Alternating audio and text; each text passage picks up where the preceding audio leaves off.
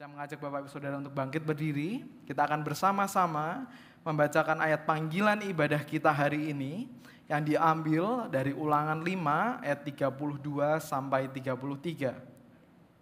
Mari kita baca bersama-sama. Inilah firman Tuhan. Maka lakukanlah semuanya itu dengan setia, seperti yang diperintahkan kepadamu oleh Tuhan Allahmu. Janganlah menyimpang ke kanan atau ke kiri. Segenap jalan yang diperintahkan kepadamu oleh Tuhan Allahmu, haruslah kamu jalani supaya kamu hidup dan baik keadaanmu, serta lanjut umurmu di negeri yang akan kamu duduki. Amin.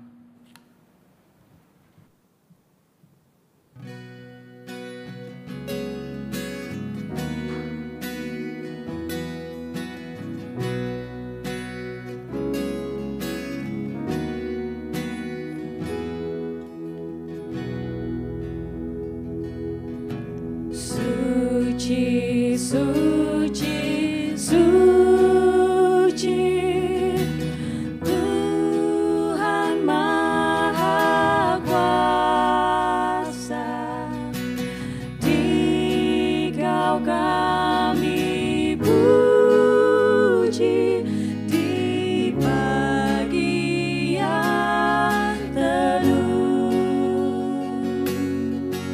Suci, suci, murah dan perkasa, Allah Tritunggal,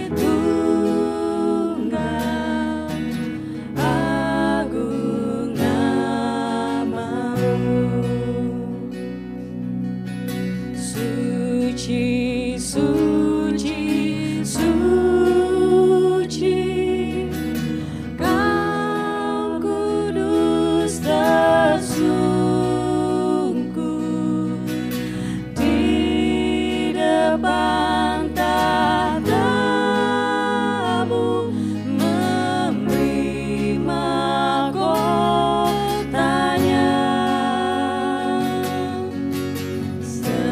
Segenap malaikat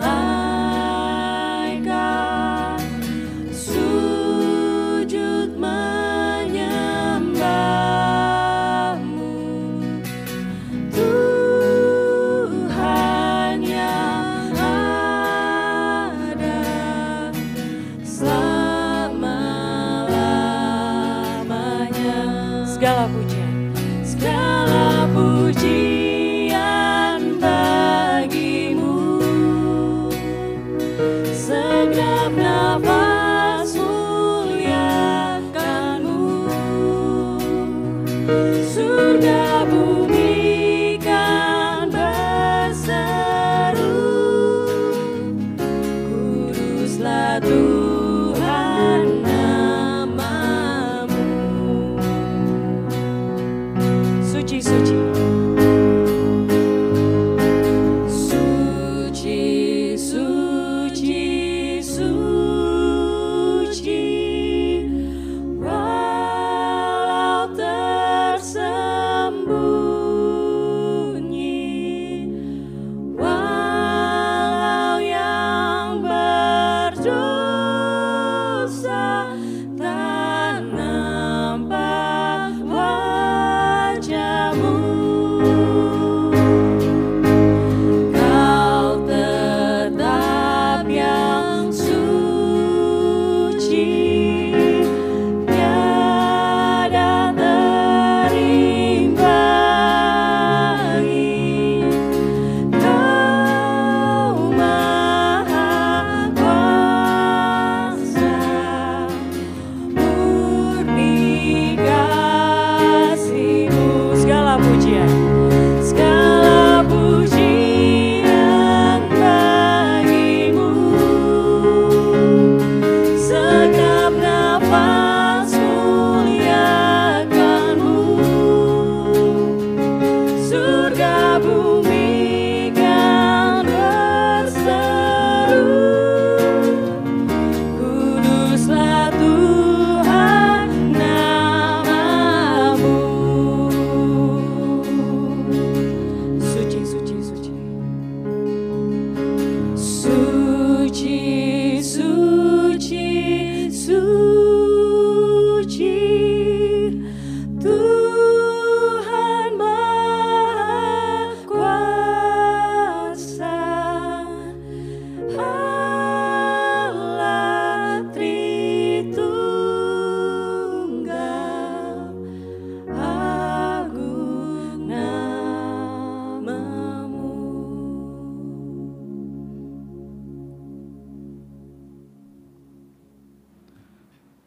Silahkan duduk, saudara-saudari. Ya saudara, dalam panggilan ibadah kita, Allah memanggil umatnya untuk berjalan dalam ketaatan penuh kepada firman-Nya. Bagi Israel, perintah ini berarti bahwa kehidupan dan keberhasilan mereka ada di tangan Allah yang hidup pada ketaatan mereka pada firman-Nya. Namun saudara, ketika Israel menyimpang, maka akan ada kutuk yang Tuhan berikan kepada umatnya. Umat Allah dipanggil untuk berada dalam jalan Tuhan tanpa menyimpang sedikit pun. Hari ini bagi kita, panggilan ini juga berlaku. Allah memanggil kita untuk berjalan di bawah otoritas firman-Nya. Karena hanya di jalan itulah ada kehidupan. Hidup sebagai umat perjanjian di masa kini berarti kita tidak bersandar pada akal kita sendiri, pada pemikiran kita sendiri, tetapi bersandar penuh kepada tuntunan Allah dan kebenaran firman Tuhan. Namun saudara, kenyataannya dalam sejarah Israel kita melihat betapa mudah mereka gagal menjaga kesetiaan itu. Mereka sering mengambil keputusan-keputusan dengan mengandalkan pemikiran dan kekuatan mereka sendiri tanpa berkonsultasi kepada Allah, tanpa melihat Allah. Yang hasilnya adalah mereka menerima kutuk dan kehancuran. Meskipun saudara, langkah mereka bisa tampak bijaksana, tetapi ketika itu tidak seturut dengan jalan dan firman Tuhan, maka mereka menerima kutuk dari Tuhan.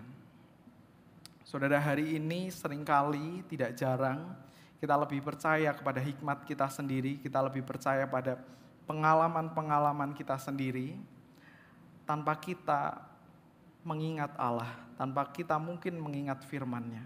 Kita berjalan dalam jalan-jalan yang kita sangka benar, dan kita melupakan kebenaran firman Tuhan. Dengan demikian, hati kita menjauh dari Tuhan, dan ini membuktikan bahwa kita tidak mampu hidup benar di hadapan-Nya. Kita memerlukan anugerah Allah bagi kita untuk dapat berjalan di jalan yang benar. Mari saat ini saya mengajak Bapak Ibu Saudara untuk membaca ayat pengakuan dosa kita yang diambil dari Yeremia 17 ayatnya yang kelima. Bersama-sama kita baca. Inilah firman Tuhan. Beginilah firman Tuhan. Terkutuklah orang yang mengandalkan manusia, yang mengandalkan kekuatannya sendiri, dan yang hatinya menjauh daripada Tuhan. Mari kita masuk ke dalam doa teduh.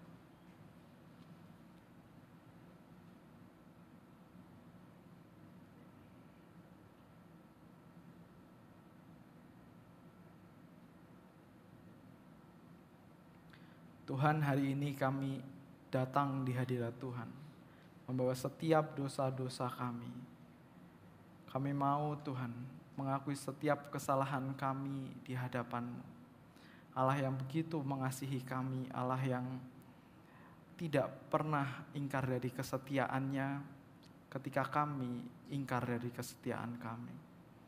Kiranya Tuhan yang menolong kami untuk hidup di jalan kebenaran. Dalam nama Tuhan Yesus kami berdoa. Amin. Saudara, kabar baiknya Kristus datang menjadi jalan yang tidak pernah bisa ditempuh oleh kita dengan kekuatan kita sendiri. Ia hidup dalam ketaatan penuh kepada Bapa tanpa menyimpang ke kanan atau ke kiri. Dengan kekuatannya yang sempurna, dengan ketaatannya yang sempurna, ia tunduk penuh kepada Allah. Ia menanggung kutuk yang seharusnya kita tanggung, dan kebangkitannya membuka jalan bagi kehidupan yang sejati. Saya akan membacakan ayat berita anugerah hari ini yang diambil dari Yohanes 14 ayatnya yang ke-6. Dengarlah firman Tuhan. Kata Yesus kepadanya, "Akulah jalan dan kebenaran dan hidup. Tidak ada seorang pun yang datang kepada Bapa kalau tidak melalui aku." Demikianlah firman Tuhan. Jemaat dimohon bangkit berdiri.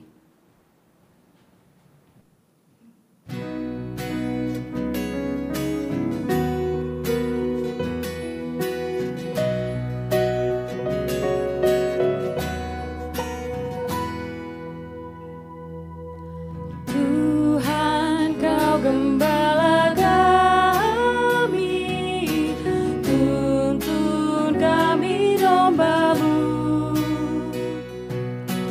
Berilah kami menikmati hikmat pengorbanan-Mu. Tuhan Yesus, Juru Selamat, kami ini milik-Mu. Tuhan Yesus, Juru Selamat, kami ini milik-Mu.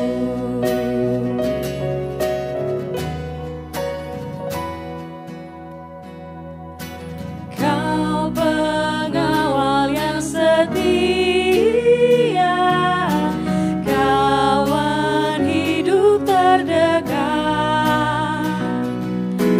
Jauhkan kami dari dosa, panggil pulang yang sesat. Tuhan Yesus, Juru Selamat, kami mohon beri berkat. Tuhan Yesus, Juru Selamat, kami mohon beri berkat.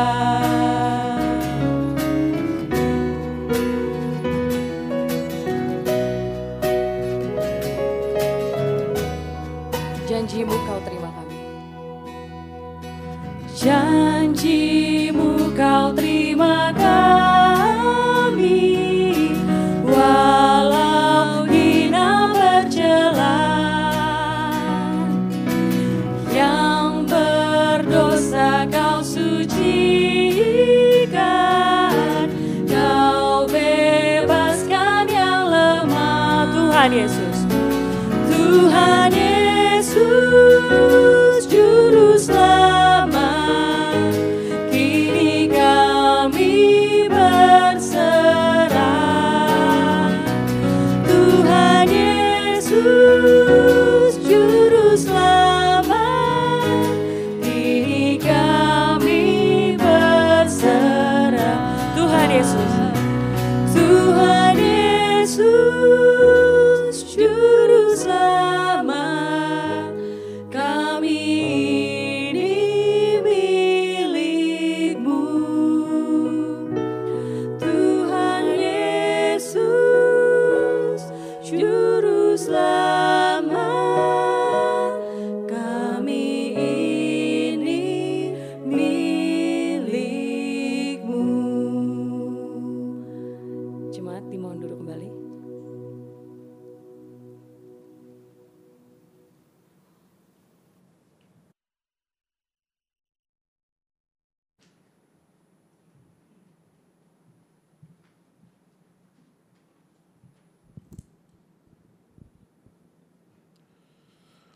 Pertanyaan iman diambil dari Katekismus Kecil Westminster, pertanyaan 35 dan 36. Saya akan membacakan pertanyaannya, dan saya mengajak saudara-saudari untuk membaca jawabannya bersama-sama dengan saya. Pernyataan iman Katekismus Kecil Westminster, pertanyaan 35 dan 36. Pertanyaan 35, apa yang dimaksud dengan pengudusan? Pengudusan adalah suatu tindakan anugerah Allah secara cuma-cuma yang dengannya kita diperbaharui dengan seluruh keberadaan kita menurut gambar Allah dan semakin dimampukan untuk mati terhadap dosa, hidup bagi kebenaran. Pertanyaan 36. Manfaat-manfaat apa yang dalam kehidupan ini menyertai atau berasal dari pembenaran, adopsi, atau pengudusan? Manfaat-manfaat yang dalam kehidupan ini menyertai atau berasal dari pembenaran, adopsi, dan pengudusan adalah jaminan akan kasih Allah bertumbuh dalam anugerah dan ketekunan di dalamnya sampai pada kesudahannya.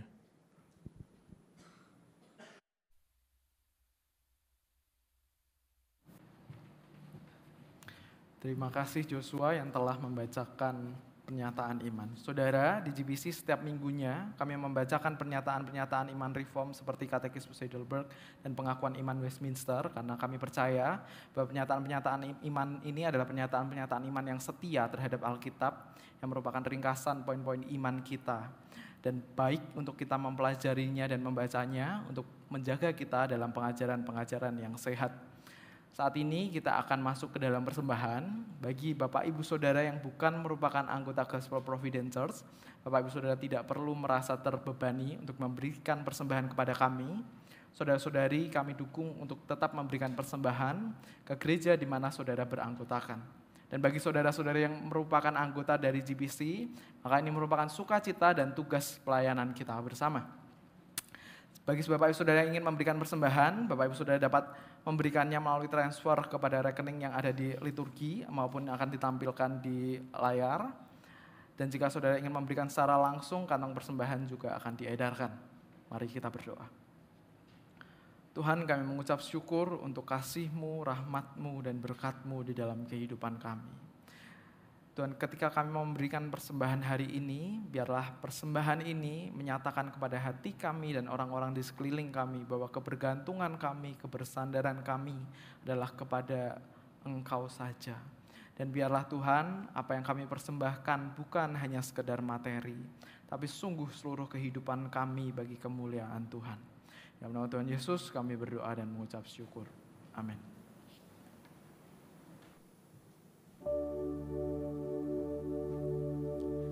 Kaulah ya Tuhan, surya hidupku,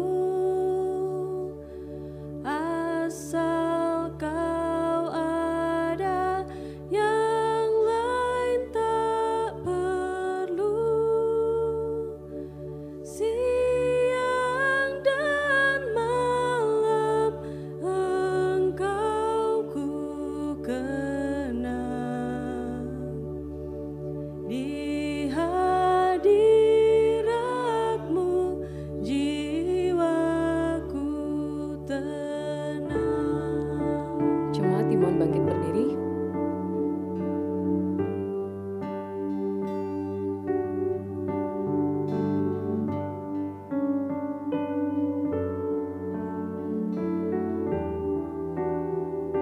Kaulah hikmatku. Kaulah hikmatku, firman hidupku.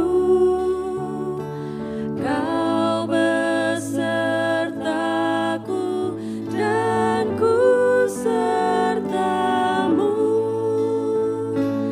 Engkau Bapa-Ku, aku anak-Mu. Denganmu Tuhan, ku satu penuh.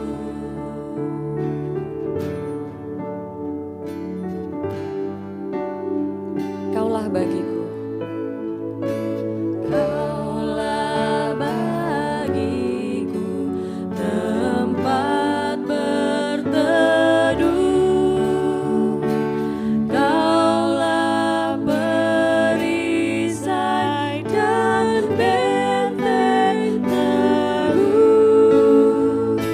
Sukacitaku kekal dalam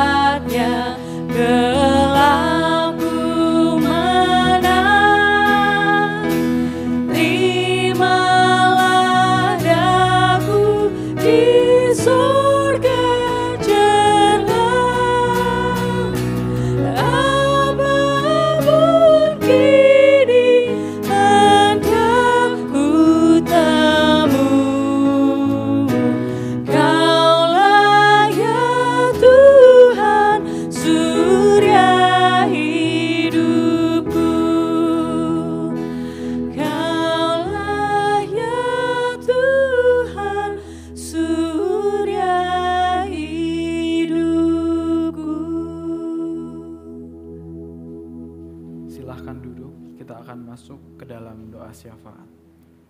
Mari kita berdoa.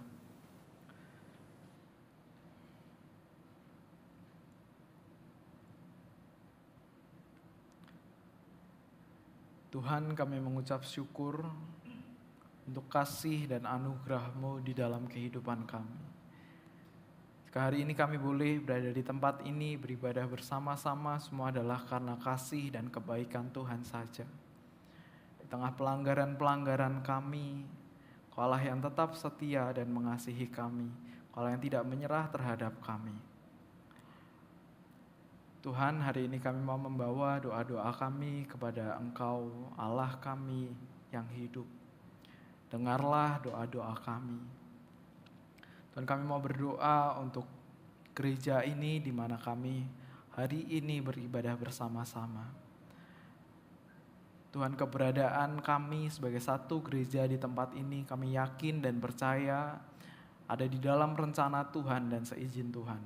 Jika hari ini kami berada di Jakarta, kami berada di Indonesia, kiranya Tuhan yang menolong GPC untuk boleh menjadi terang dan garam di mana kami berada. Baik gereja ini berada maupun setiap kami jemaat Tuhan berada.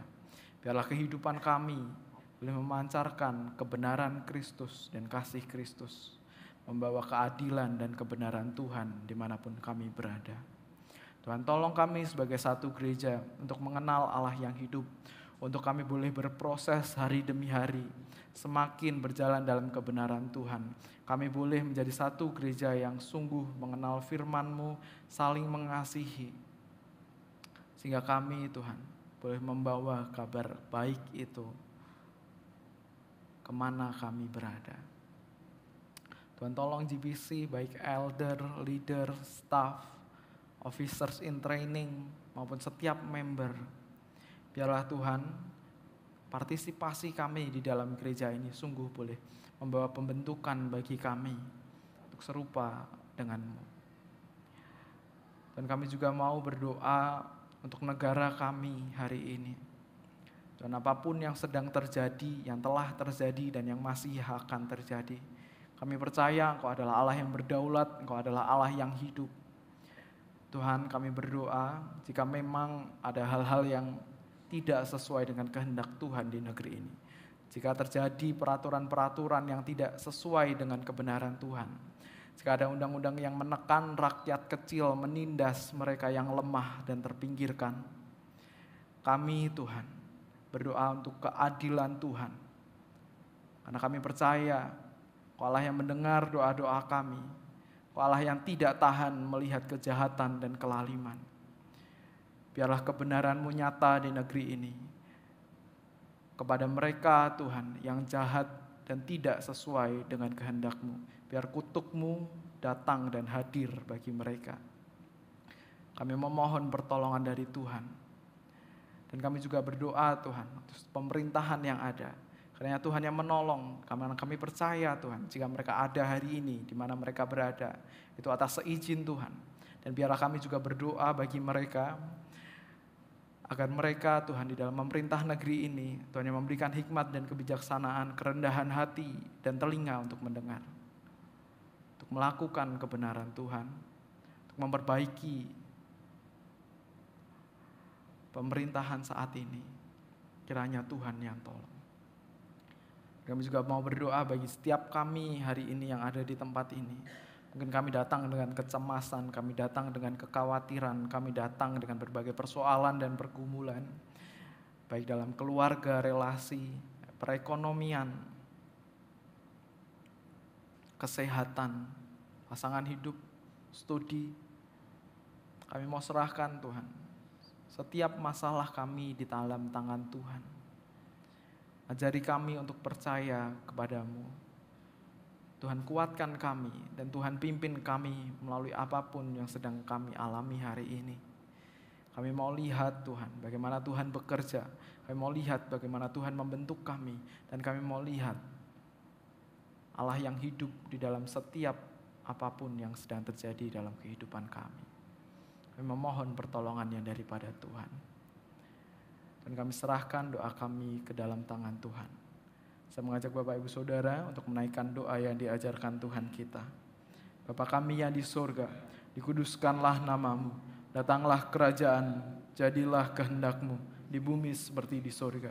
Berikanlah kami pada hari ini makanan kami yang secukupnya, dan ampunilah kami akan kesalahan kami, seperti kami juga mengampuni orang yang bersalah kepada kami. Dan janganlah membawa kami ke dalam pencobaan, tetapi lepaskanlah kami daripada yang jahat. Karena Engkaulah yang punya kerajaan dan kuasa dan kemuliaan sampai selama-lamanya. Amin. Sekali lagi selamat datang Bapak Ibu Saudara yang terkasih dalam Tuhan. Saya mengajak Bapak Ibu Saudara untuk bangkit berdiri, kita mau bersalam-salaman satu dengan yang lain.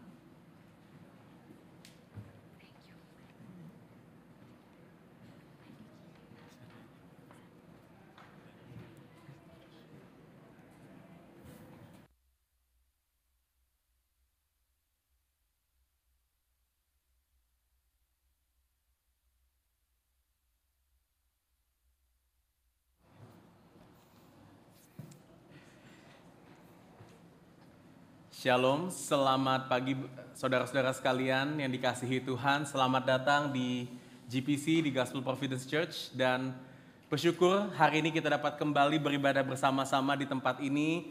Kita bisa ke tempat ini sama-sama, perjalanan tadi cukup baik, cukup aman saya rasa. Sehingga kita semuanya bisa kembali beribadah.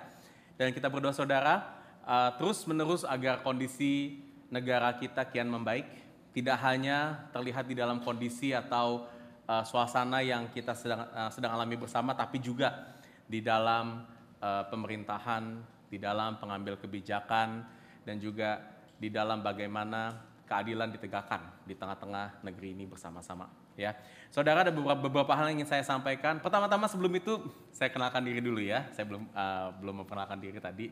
Nama saya David Nathanael. Saya adalah salah seorang penatua di sini. Pendeta gembala penuh waktu yang menggembalakan Gereja Gospel Providence Church ini. Saudara, selamat datang. Bagi saudara-saudara yang baru pertama kali hadir beribadah bersama-sama dengan kami. Kami ingin berkenalan dengan saudara, menyambut saudara lebih lagi, terutama apalagi kalau saudara saat ini sedang mencari komunitas, mencari gereja yang berpusat pada Injil saudara. Kami adalah gereja dengan teologi reform yang berdasarkan kepada pengakuan iman Westminster Confession of Faith, saudara. Dan kami di sini sangat menekankan sekali akan pentingnya memberitakan seluruh kebenaran firman Tuhan. Oleh karena itu nanti saudara yang baru pertama kali hadir akan mendengarkan khotbah secara eksegesis. Eksegesis itu adalah khotbah yang kami bawakan bukan dari ide kami atau pemikiran saya sebagai pembicara, tetapi dari apa yang Alkitab sampaikan kepada kita semua. Itu yang akan kita sama-sama lihat, sama-sama dengarkan pada saat ibadah, saat khotbah nanti disampaikan saudara. Dan bagi saudara-saudara yang ingin tergabung lebih lagi, mengenal gereja kami lebih dalam lagi, silahkan saudara bisa mengisi, ya, bisa scan salah satu dari caranya saudara, yaitu dengan men-scan Connect Card. Ini salah satu caranya saudara adalah dengan scan dengan barcode yang ada di depan ini. Atau nanti saudara setelah selesai ibadah, saudara akan menemukan di luar saudara ada barcode. Ini juga kita sediakan, ada di dekat nanti tempat makan, di meja di depan, meja untuk berkas-berkas kita di depan. Atau nanti saudara bisa menghubungi salah satu usher kami. Usher kami juga memakai tag yang juga terdapat barcode untuk saudara bisa mengisi Connect Card. Tapi saudara jangan merasa terpaksa, kalau saudara tidak mau mengisi juga tidak apa-apa saudara. Ini hanya sebagai salah satu sarana untuk membantu kita dan juga membantu saudara juga agar kita bisa terhubung lebih lagi, kita bisa berelasi dan saudara juga bisa nantinya mungkin mendoakan gereja GPC ini menjadi gereja lokal saudara, ya. Dan kami juga mengundang saudara berikutnya, boleh Anggi, untuk mengikuti community group. Community group minggu ini akan balik lagi secara normal saudara, ya.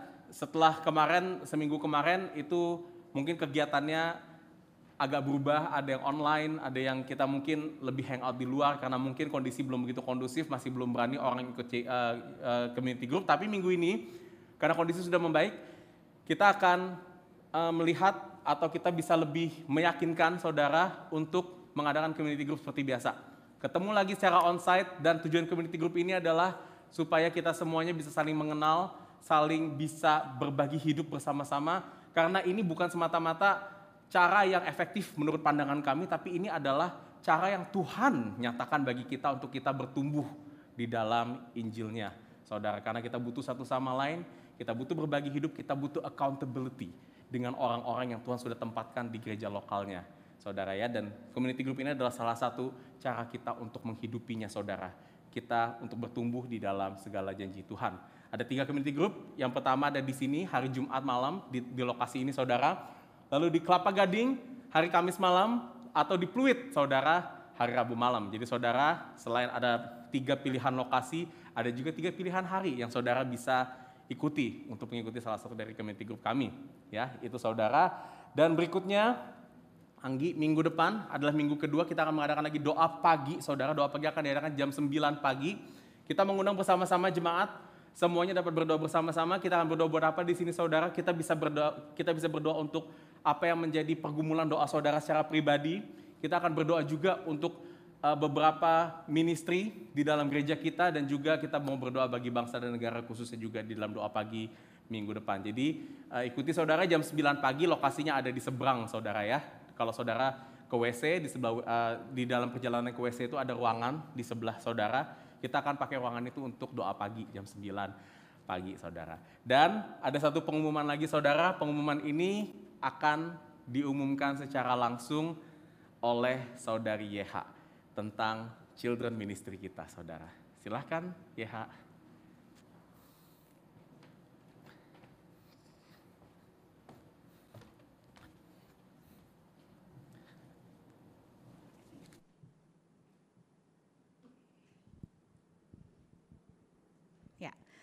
Shalom semua, perkenalkan aku YH, salah satu staf paruh waktu di GPC untuk Women's and Children Ministry.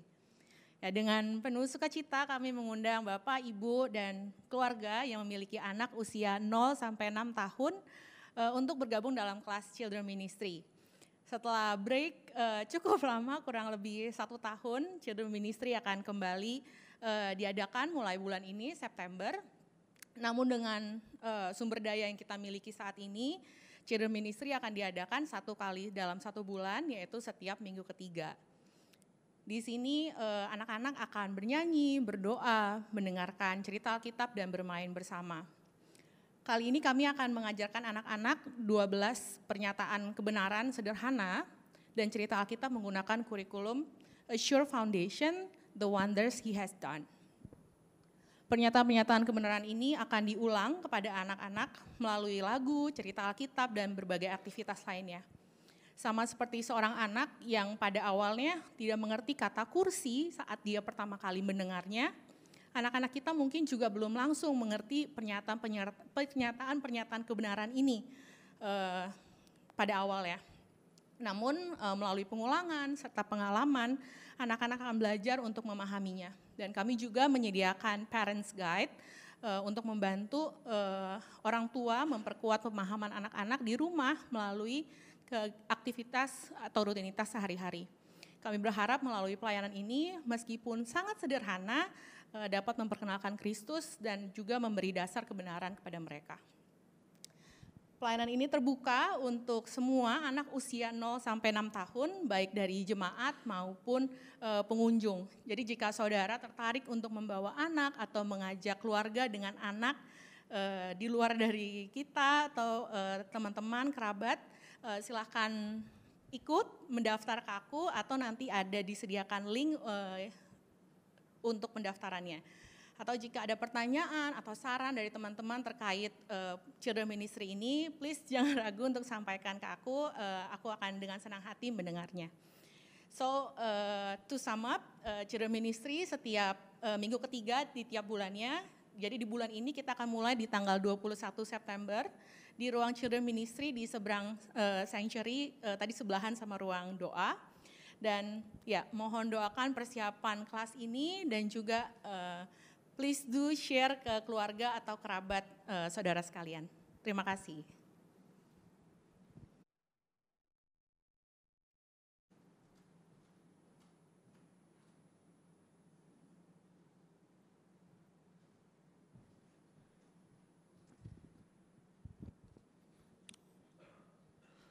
Firman Tuhan diambil dari Yosua pasal 9.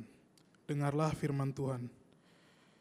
Ketika terdengar oleh raja-raja di sebelah barat sungai Yordan, di pegunungan, di daerah bukit dan sepanjang tepi pantai laut besar, sampai ke seberang gunung Libanon, yakni raja-raja orang Het, orang Amori, orang Kanaan, orang Feris, orang Hewi, dan orang Yebus, bergabunglah mereka dengan ia sekata untuk memerangi Yosua dan orang Israel. Tetapi ketika terdengar kepada penduduk negeri Gibeon apa yang dilakukan Yosua terhadap Yeriko dan Ai, maka mereka pun bertindak dengan memakai akal. Mereka pergi menyediakan bekal, mengambil karung yang buruk-buruk untuk dimuatkan ke atas keledai mereka, dan kirbat anggur yang buruk-buruk yang robek dan dijahit kembali, dan kasut yang buruk-buruk dan ditambal untuk dikenakan pada kaki mereka, dan pakaian yang buruk-buruk untuk dikenakan oleh mereka, sedang segala roti bekal mereka telah kering, tinggal remah-remah belaka. Demikianlah mereka pergi kepada Yosua ke tempat perkemahan di Gilgal. Berkatalah mereka kepadanya dan kepada orang-orang Israel itu, "Kami ini datang dari negeri jauh, maka sekarang ikatlah perjanjian dengan kami." Tetapi berkatalah orang-orang Israel kepada orang-orang Hewi itu, "Barangkali kamu ini diam di tengah-tengah kami. Bagaimana mungkin kami mengikat perjanjian dengan kamu?" Lalu kata mereka kepada Yosua, "Kami ini hamba-hambamu."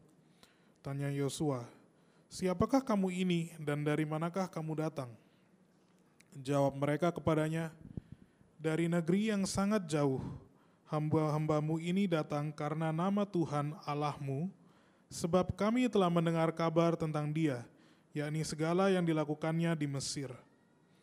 Dan segala yang dilakukannya terhadap kedua raja orang Amori itu di seberang sungai Yordan, Sihon, Raja Hesibon, dan Og, Raja Basan yang diam di Asitarot.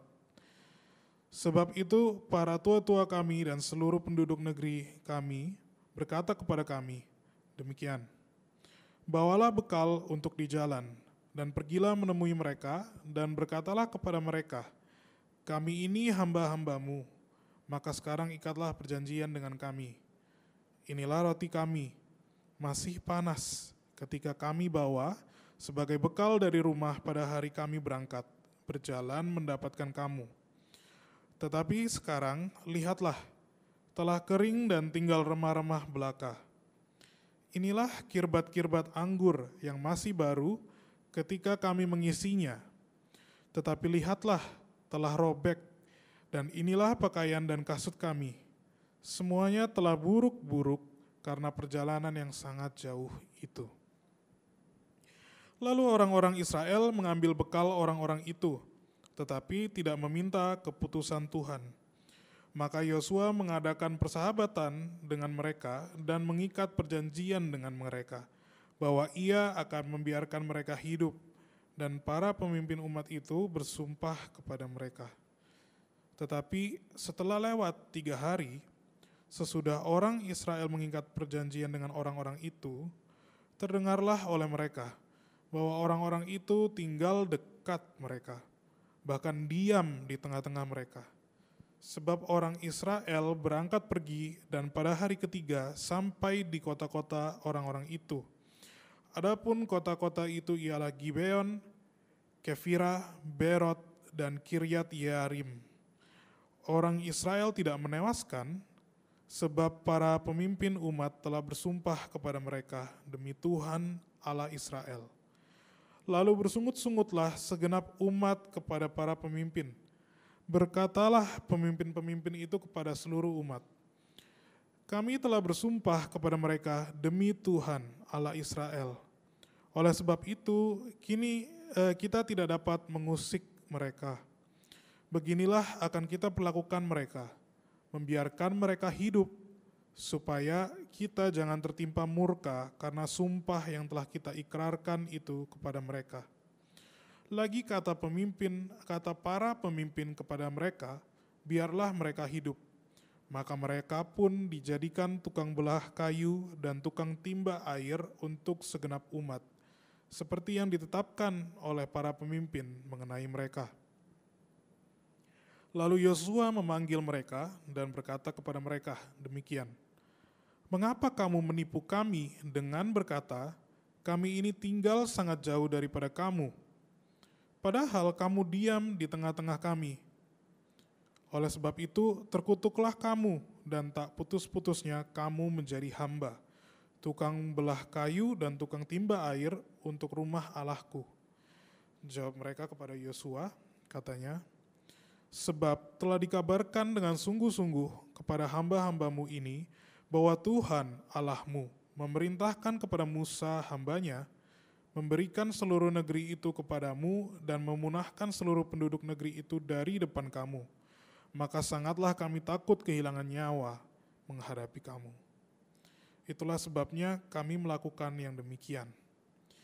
Maka sekarang kami ini dalam tanganmu, perlakukanlah kami seperti yang kau pandang baik dan benar untuk dilakukan kepada kami." Demikianlah dilakukannya kepada mereka.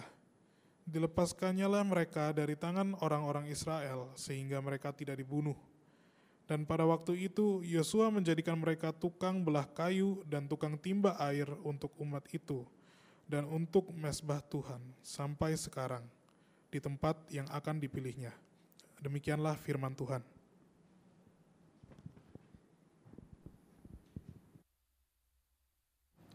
Terima kasih Denis yang sudah memimpin kita dalam membacakan perikop firman yang akan kita sama-sama renungkan hari ini.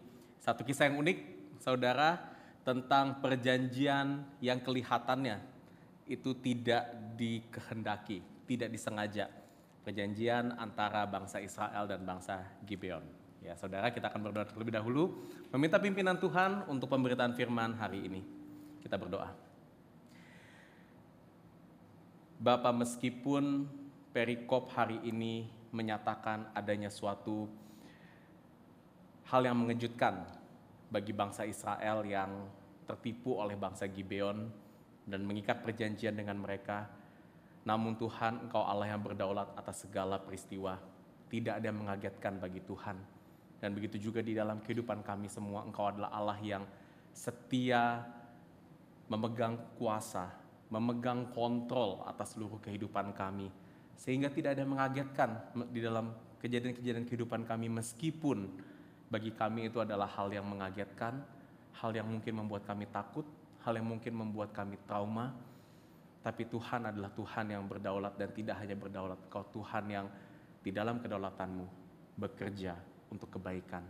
Dan hari ini kami mau sama-sama merenungkan, sama-sama mau kembali melihat bagaimana Tuhan yang berdaulat itu menyatakan segala sesuatunya untuk kebaikan kita dan untuk kemuliaan nama Tuhan. Berbicara kepada setiap hati kami Tuhan. Nyatakanlah Injil-Mu melalui cerita perjanjian antara Israel dan Gibeon ini. Untuk mengungkapkan kepada kami hati kami yang cenderung untuk meninggalkan Tuhan. Dan juga kesetiaan Tuhan yang terus memanggil kami dan mengarahkan kami untuk setia di dalam segala panggilan dan janji Tuhan. Terima kasih Bapa. Kami mau serahkan pemberitaan firman ke dalam tangan-Mu saja. Berbicara kepada setiap daripada kami. Dalam nama Tuhan Yesus Kristus kami berdoa dan mengucap syukur. Amin. Saudara, kita akan melanjutkan kembali seri khotbah dari kitab Yosua dan sekarang kita sudah ada di pasal 9 dan kita sekarang masih berada di tengah-tengah narasi perang yang dilakukan atau dijalankan oleh bangsa Israel yang dipimpin oleh Yosua ketika bangsa Israel berhasil menyeberangi Sungai Yordan, saudara. Mereka melakukan peperangan ini untuk melawan bangsa-bangsa yang pada saat itu sedang menduduki tanah Kanaan. Tanah Kanaan itu adalah tanah yang Tuhan janjikan kepada bangsa Israel. Dan peperangan ini oleh karena itu adalah bagian dari janji Tuhan, panggilan dan perintah Tuhan untuk memberikan seluruh tanah perjanjian menjadi milik bangsa Israel. Minggu lalu saudara kita sudah mempelajari bahwa peperangan Israel ini sebetulnya adalah sebuah gambaran atau refleksi dari peperangan yang kita semua juga hadapi saat ini. Kehidupan orang percaya tidak lain adalah kehidupan di dalam peperangan, saudara. Peperangan seperti apa yang kita hadapi sekarang? Peperangan misalnya melawan iblis dan seluruh kekuatannya, yang mungkin kita sedang hadapi bersama-sama dalam kondisi negara beberapa waktu terakhir ini, yang tegang, panas, dan meski sekarang kondisi sudah membaik, saudara, tapi perang masih belum selesai. Kita umat-umat Tuhan masih tetap dipanggil untuk menyatakan kebenaran, bertindak adil, dan senantiasa berdoa bagi keadilan dan kemurahan Tuhan bagi negeri kita, bagi penguasa-penguasa negeri ini. Karena di atas semua penguasa-penguasa atau pemerintahan yang mungkin saat ini sulit kita percayai, saudara, ada Tuhan yang berdaulat, yang memegang kuasa sepenuhnya atas negara kita. Dan kita dipanggil untuk berdoa demi itu semua, saudara. Selain itu juga, kita juga dipanggil untuk senantiasa berperang melawan apa yang ada di dalam diri kita, dosa-dosa kita, kedagingan kita, saudara. Dan minggu lalu kita juga sudah belajar bahwa untuk berperang dengan baik, kita perlu senantiasa bergantung pada hadirat Tuhan yang memimpin kita, serta kita perlu strategi-strategi yang sistematis, terukur, dan praktis, yang berdasarkan pada kebenaran firman Tuhan, supaya apa, saudara? Kita bisa aktif juga memerangi dosa-dosa kita di dalam Tuhan. Namun saudara, tahu strategi yang benar, menyadari pimpinan Tuhan saja nggak cukup untuk mematikan dosa-dosa kita. Karena kondisi hidup kita seringkali itu kompleks. Kita akan sulit melihat segala sesuatu dalam kacamata yang hitam putih. Bahkan ada hal-hal di mana yang kelihatannya putih tapi ternyata itu sebenarnya hitam. Hal-hal yang kelihatannya mungkin baik, kelihatannya mungkin oke, tapi ternyata itu adalah hal yang tidak berkenan di mata Tuhan. Dan itu seringkali kita alami, kita ketemukan dalam kehidupan kita. Oleh sebab itu, dalam menjalankan strategi-strategi yang kita miliki atas dosa-dosa kita, atas musuh-musuh kita, kita perlu terus bergantung kepada Tuhan dalam hikmat-Nya, dalam wisdom-Nya Tuhan, saudara. Agar kita bisa semakin peka, semakin mengerti hal-hal yang ada di sekitar kita, dan di situ kita bisa mengambil keputusan dengan bijak. Kita bisa berjalan seperti apa yang Tuhan kehendaki, dan kabar baiknya bagi kita semua, saudara. Tuhan menyediakan hikmat ini bagi kita semua. Perhatikan apa yang dikatakan Yakobus 1 ayat 5. Tetapi apabila di antara kamu ada yang kekurangan hikmat, hendaklah ia memintakannya kepada Allah yang memberikan kepada semua orang dengan murah hati dan dengan tidak membangkit-bangkit, maka hal itu akan diberikan kepadanya. Tuhan janji, saudara, buat kasih hikmat ini buat kita semua. All we need to do is ask, minta sama Tuhan. Ya saudara ya, Tuhan udah berkenan menyediakan hikmat bagi kita, bagi umat-umatnya. Dia akan memberikan kepada kita, katanya, dengan tidak membangkit-bangkit, ya, karena kita adalah umat perjanjiannya. Tetapi saudara, pada kenyataannya, perintah yang terdengar mudah ini, saudara, seringkali sulit untuk kita lakukan. Kita masih sering pada kenyataannya tidak bergantung pada Tuhan. Kita sulit atau mungkin lupa, tidak berdoa minta hikmat dari Tuhan, dan akhirnya kita masih seringkali jatuh ke dalam dosa karena masalahnya kita kurang berpegang pada hikmat dari Tuhan. Yosua pasal 9 yang akan kita pelajari bersama-sama hari ini akan memperlihatkan kepada kita gambaran yang nyata dari umat Tuhan yang tidak mengandalkan hikmat Tuhan dalam mengambil satu keputusan krusial bagi Israel pada saat itu, saudara. Dan kita akan melihat, saudara, bagaimana gambaran ini akan merefleksikan hati kita juga, saudara. Jadi firman hari ini akan mungkin menegur kita, membukakan hati kita lebih dalam lagi, saudara, menyadarkan kita, tapi tidak hanya itu saja, kita harapkan kita juga disadarkan juga akan kemurahan dan juga kasih setia Tuhan di dalam segala kegagalan kita, saudara. Ya, 3 hal yang akan kita renungkan hari ini. Pertama, umat yang tidak mengandalkan hikmat Tuhan. Kedua, konsekuensi bagi yang tidak mengandalkan hikmat Tuhan. Dan yang ketiga, hikmat Tuhan yang dicurahkan dalam kasih setia. Saudara, jangan tutup Alkitabnya. Ya, saya akan bantu dengan PowerPoint di sini, saudara, untuk membantu kita melihat dari mana saya mendapatkan poin-poin ini. Tapi mungkin PowerPoint ini ayat-ayat yang saya tampilkan saya nggak akan bacakan kata per kata, saudara ya. Jadi jangan bingung kalau saya nanti ngomong tapi kata-kata saya nggak bacakan. Ini supaya membantu saudara saja, supaya saudara nggak get lost. Karena ayatnya banyak, saudara ya. Biar kita tahu poin-poin yang dibicarakan, yang saya bagikan hari ini, itu bukan berasal dari ide saya, tapi firman Tuhan yang menyatakan kepada kita semuanya. Oke, kita masuk ke poin yang pertama, umat yang tidak mengandalkan hikmat Tuhan. Saudara, setelah bangsa Israel minggu lalu memerangi perang melawan bangsa Ai di Yosua pasal 8, kita lihat sekarang kekuatan bangsa Israel itu sudah disegani oleh bangsa-bangsa di tanah Kanaan yang berada di sebelah barat sungai Yordan. Oleh karena itu, di ayat 1 dan 2, perikop ini dimulai dengan keterangan di mana raja-raja di sebelah barat sungai Yordan, ya ada 6 raja di situ, raja-raja orang Het, orang Amori, orang Kanaan, orang Feris, orang Hewi, dan orang Yebus, bergabunglah mereka, bikin koalisi, saudara. Karena kenapa? Lawan sendiri-sendiri, kemarin lawan Yeriko sendiri, lawan Ai sendiri, mereka kalah. Jadi mereka pikir, ya udah kita bergabung aja deh, koalisi aja deh, karena Israel ini kekuatannya sudah terlalu kuat. Nah, menarik ya saudara, ke-6 raja yang disebutkan di sini, ya, Het, Amori, Kanaan, Feris, Hewi, dan Yebus, ini juga adalah ke-6 bangsa yang di Ulangan 20 ayat 16 sampai 18. Ini jauh sebelum peristiwa ini terjadi, saudara. Sudah dinubuatkan oleh Tuhan, sudah difirmankan oleh Tuhan. Perhatikan di situ, saudara, di ayat 17, ayat 16 dan 17 dikatakan Tuhan bilang, tetapi dari kota-kota bangsa itu diberikan kepada Tuhan menjadi milik pusakamu, jangan biarkan hidup apapun yang bernafas, melainkan kau tumpah sama sekali orang Het, orang Amori, orang Kanaan, orang Feris, orang Hewi, dan orang Yebus, seperti yang diperintahkan Tuhan kepadamu oleh Tuhan Allahmu, supaya mereka jangan mengajar kamu berbuat sesuai dengan segala kekejian. Jadi saudara, ya, kita sudah melihat narasi perang Tuhan memerintahkan bangsa Israel untuk menghabiskan seluruh orang-orang di Yeriko, di Ai, saudara. Tapi saya yang katakan di sini, saudara, perang yang Tuhan nyatakan kepada bangsa Israel, perintah ini bukan perintah yang sporadis. Tuhan nggak random, suruh Israel bunuh semuanya, enggak. Ditulis secara detail, saudara. Tuhan kasih tahu secara detail siapa-siapa saja bangsa-bangsa yang Tuhan akan binasakan melalui bangsa Israel. Dan kenapa Tuhan mau melakukan ini? Ada 2 alasannya, saudara. Yang pertama alasannya, karena ini adalah keadilan Tuhan bagi mereka semuanya. Bangsa-bangsa ini adalah bangsa-bangsa yang tidak mengenal Tuhan. Mereka berdosa dan kita sudah pelajari, saudara, bahwa dosa mendatangkan murka Tuhan. Dan apa upah yang setimpal bagi murka Tuhan? Kebinasaan.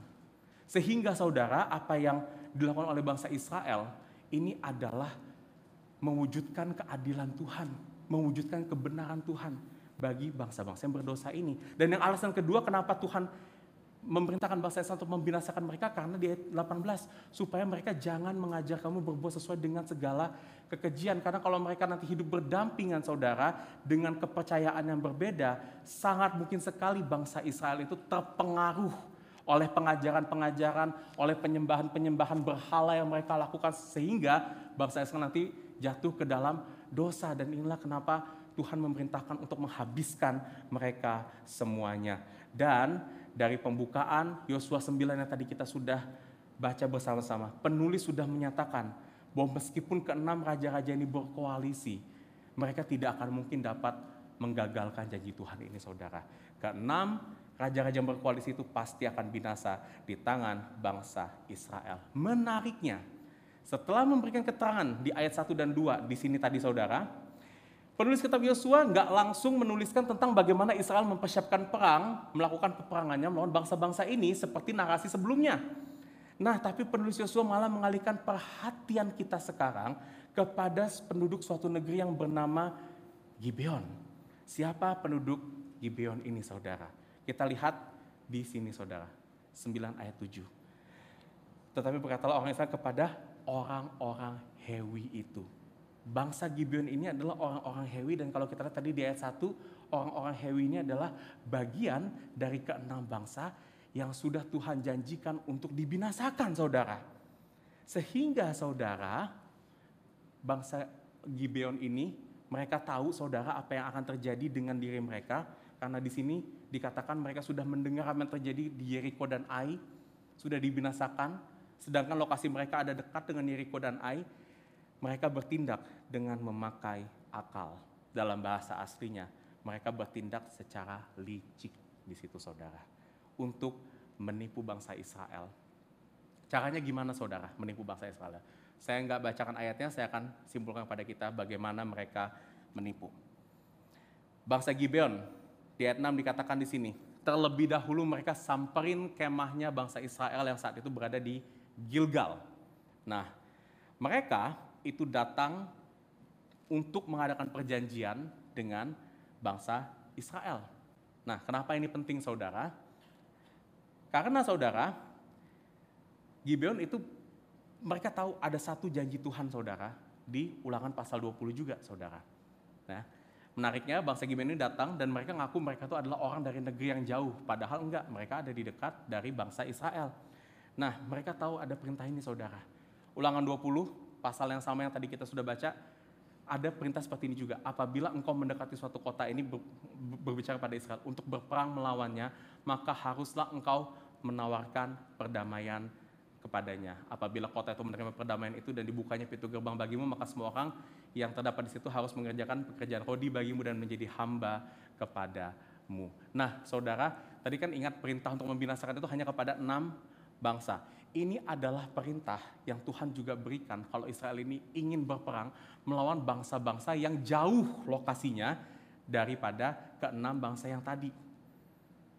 Tuhan bilang apa? Kalau ketemu, ya, tawarkanlah perdamaian kepada mereka. Nah, itulah kenapa bangsa Gibeon itu mengaku mereka datang dari negeri yang jauh ke Gilgal untuk mengadakan perjanjian dengan bangsa Israel dan untuk mendukung klaim mereka kalau mereka adalah orang dari negeri jauh. Kita sudah lihat saudara di sini mereka mempersiapkan logistik yang buruk selayaknya mereka sudah melakukan perjalanan yang jauh. Dibilang mereka memakai pakaian yang buruk-buruk. Mereka tadinya bawa roti yang masih hangat tapi begitu sampai rotinya udah kering semuanya. Mereka bawa tempat anggur, kirbat anggur yang tadinya masih bagus, masih baru tapi begitu sampai di perkemahan bangsa Israel, kirbatnya sudah bocor, harus ditambal-tambal saudara. Untuk menunjukkan apa? Kalau benar-benar mereka tuh sudah melakukan perjalanan jauh untuk ketemu sama bangsa Israel supaya mereka mengikat perjanjian dengan bangsa Gibeon. Nah, sebetulnya saudara bangsa Israel udah curiga sama mereka. Di ayat 7 dikatakan di sini. Berkata orang Israel kepada orang Hewe itu, barangkali kamu ini diam di tengah-tengah kami. Bagaimana mungkin kamu mengikat perjanjian dengan kamu? Udah curiga sebenarnya, tapi menariknya di sini, bangsa Gibeon dia kasih satu pernyataan lagi dan ini pernyataan yang luar biasa karena di sini bangsa Gibeon ngomongin tentang pengakuan iman kepada Tuhan, kepada Allah Tritunggal. Dia bilang apa? Jawab mereka, dari negeri yang sangat jauh hamba-hambamu datang karena nama Tuhan Allahmu. Sebab kami telah mendengar kabar tentang dia, yakni segala yang dilakukannya di Mesir dan segala yang dilakukannya kepada kedua raja orang Amor itu di seberang sungai Yordan, Sihon, Raja Heshibon, dan Og, Raja Basan yang diam di Ashitarot. Saudara, kalau dengar statement ini dan ingat khotbah-khotbah sebelumnya, pasal-pasal sebelumnya, ini mirip sama pernyataannya siapa saudara? Rahab di pasal 2. Rahab juga ngomong hal yang sama. Kenapa dia mau membantu 2 pengintai waktu itu ke Yeriko? Dia bilang, dia mendengar bahwa Tuhan adalah Tuhan yang telah melakukan segala perkara ajaib di Mesir dan juga kepada Raja Og, saudara. Pernyataan yang sama, pengakuan yang sama. Seolah-olah bangsa Gibeon pun juga di sini punya intensi mau menyembah Tuhan Allah Israel, Allah Tritunggal. Tetapi meskipun pernyataan itu sama, pengakuannya sama, tapi di sini bangsa Gibeon pakai ini sebagai cover up untuk meyakinkan bangsa Israel kalau mereka apa? Mereka memang sengaja datang dari jauh kalau mereka mau dalam tanda kutip menyembah Tuhan Allah Israel. Dan disinilah saudara akhirnya bangsa Israel terkena jebakan mereka. Mereka akhirnya mengadakan perjanjian dengan bangsa Gibeon ini dan membiarkan mereka hidup. Bangsa Israel percaya kepada pengakuan bangsa Gibeon dan mengadakan perjanjian yang disumpah dalam nama Allah Tritunggal. Kita akan lihat nanti di poin kedua kenapa ini penting saudara. Dan satu hal yang menarik saudara, ya, kenapa bangsa Israel bisa terkena jebakan. Padahal bangsa Israel itu bukan orang yang bodoh saudara. Mereka itu cukup lihai saudara dalam membaca perang. Mereka sudah punya pengalaman 2 kali menang perang besar saudara. Tapi kok bisa sekarang mereka akhirnya mengikat perjanjian dengan bangsa Gibeon? Apa yang terjadi di sini saudara? Apakah mereka ceroboh? Apakah alasan bangsa Gibeon itu terlalu convincing, terlalu meyakinkan saudara? sehingga akhirnya mereka mau mengikat perjanjian? Alasannya di sini, dikatakan di ayat 14. Saya tulis gede-gede karena ini ayat yang penting. Lalu orang Israel mengambil bekal orang-orang itu, tetapi tidak meminta keputusan Tuhan. Di perikop ini, penulis sengaja tidak menyertakan bagaimana Yosua atau para tua-tua pemimpin bangsa Israel lainnya itu berdoa dulu minta pimpinan Tuhan. Padahal saudara, kalau mereka mau, mereka bisa melakukannya. Mereka tuh udah diberikan imam besar, diberikan 2 objek yang bernama Urim dan Tumim, saudara, ada di kitab Keluaran dan Imamat, dan 2 objek ini biasanya dipakai buat apa? Kalau mereka mau ngambil keputusan penting, mereka bertanya kepada imam, dan imam itu memakai Urim dan Tumim yang dari Tuhan ini untuk menyatakan keputusan Tuhan kepada mereka. Bisa sebenarnya saudara mereka minta keputusan Tuhan, tetapi mereka tidak mau meminta keputusan Tuhan. Israel gagal karena mereka terlalu bergantung pada hikmat mereka sendiri dan tidak mencari hikmat Tuhan. Dan bukankah ini juga seringkali menjadi penyebab kenapa kita gagal melawan dosa-dosa kita, saudara? Gagal menaati Tuhan, gagal jadi berkat buat sekitar kita, saudara. Bukan karena kurangnya pengetahuan kita kepada Tuhan, bukan karena kita nggak mampu melakukannya, bukan juga karena kita nggak punya strategi yang baik, saudara, tetapi karena kita seringkali mau langsung bertindak, memutuskan atau berpikir pakai logika kita saja. Kita memutuskan berdasarkan bukti-bukti atau analisa kita sendiri, dan kita tidak meminta hikmat daripada Tuhan, saudara. Dan kenapa kita seringkali nggak mau minta hikmat dari Tuhan? Ada beberapa alasan, saudara, yang mungkin kita bisa lihat dalam hidup kita kenapa kita nggak meminta hikmat dari Tuhan. Karena mungkin kita merasa semua yang ada di sekitar kita, data-datanya, bukti-buktinya, analisanya sudah oke, sudah jelas. Buktinya sudah kelihatan, sudah ada hasilnya. Jadi buat apa lagi kita tanya Tuhan, saudara? Bangsa Israel juga mungkin sudah melihat bukti yang jelas di situ. Analisa mereka baik, melihat bukti-bukti yang diberikan oleh bangsa Gibeon, tapi tetap saja mereka tertipu. Apa saudara yang bisa menjamin segala bukti, analisa, hasil yang kelihatan itu dapat selalu menjamin keberhasilan kita? Nggak ada. Atau kita mungkin merasa tidak perlu hikmat dari Tuhan karena kita masih belum menemui kesulitan yang melampaui kemampuan kita. Kita masih belum menemui keraguan, keputusasaan yang membingungkan, kondisi yang mencekam. Oleh karena itu kita nggak nanya Tuhan. Seringkali saudara terjadi kita kan kalau nanya Tuhan itu kalau kita udah kepepet. Jawaban-jawaban kita semuanya atau cara-cara kita udah nggak bekerja, barulah kita tanya Tuhan. Saudara ingat, Tuhan itu bukan hanya Tuhan atas keraguan kita aja, tapi Dia Tuhan atas segala kondisi hidup kita. Kita perlu Tuhan bukan karena kita ragu, tapi dalam segala keadaan, bahkan keadaan teryakin sekalipun dalam kehidupan kita tetap perlu hikmat Tuhan. Karena hidup kita sepenuhnya bergantung sama Tuhan, bukan hanya keraguan atau ketakutan kita saja, saudara. Atau kita merasa kita nggak perlu hikmat dari Tuhan karena kenapa? Kita merasa musuh kita lemah. Ya cuma dosa kecil aja, bohong tipis-tipis lah supaya hari ini nggak kena masalah. Besok-besok yakin nggak ngulangin lagi. Mungkin ini juga yang dilihat oleh bangsa Israel saat mereka melihat bangsa Gibeon yang pakaiannya buruk, tempat anggur yang ditambal, roti yang sudah kering. Ya ini mah bukan bangsa ancaman, bukan bangsa yang kuat. Gak apa-apalah kita terima.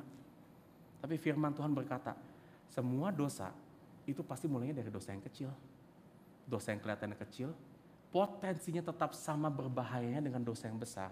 Bahkan lebih bahaya, saudara, karena gak kelihatan. Dan itulah kenapa kita perlu hikmat Tuhan buat apa? Buka mata kita, sadarin kita.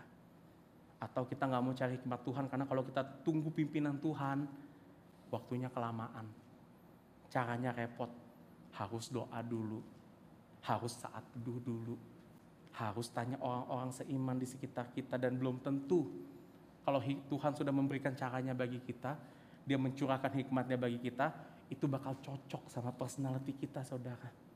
Dan saudara, kalau kita masih punya pandangan seperti ini, kita perlu ingat lagi siapa Tuhan, siapa kita. Siapa yang harus ikut siapa, saudara. Kita harus ikut Tuhan atau Tuhan yang harus ikut kita. Jangan kebalik urutannya, saudara. Tuhan itu lebih tinggi dari kita. Kita yang harus ikut Tuhan, kita yang harus cocokin hidup kita sama Tuhan, bukan sebaliknya. Dan ingat, waktu dan cara Tuhan itu gak pernah keliru. Tuhan selalu menyatakan caranya di waktu yang benar, dengan cara yang benar, dan untuk maksud yang benar.